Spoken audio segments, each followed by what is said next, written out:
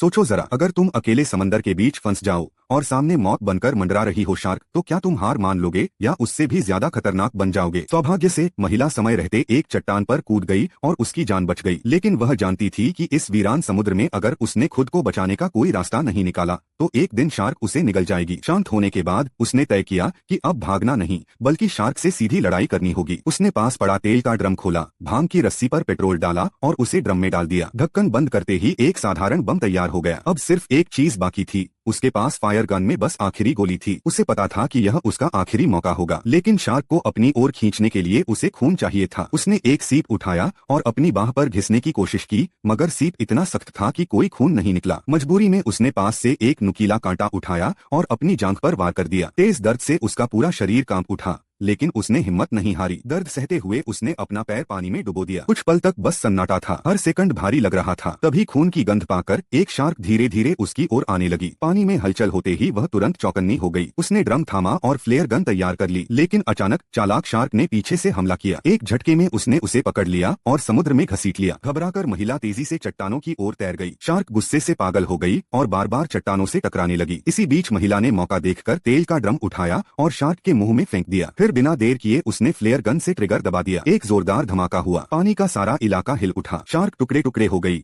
लेकिन विस्फोट की ताकत से महिला भी बेहोश होकर समुद्र में गिर गई। कुछ सेकंड बाद खारे पानी की चुभन से उसकी आंखें खुली। धीरे धीरे तैरते हुए वह सतह पर आई और चट्टान पर चढ़ गई। लहूलुहान थी, थकी हुई थी, लेकिन जिंदा थी। उसकी सांसें तेज चल रही थीं, आंखों में आंसू थे, पर इन आंसुओं में अब डर नहीं बल्कि जीत की चमक थी। आज उसने साबित कर दिया था कि हिम्मत सबसे गहरी लहरों और सबसे खतरनाक शिकारी को भी हरा सकती है। और याद रखो, जिंदगी हमेशा बहादुरों को दूसरा मौका देती है।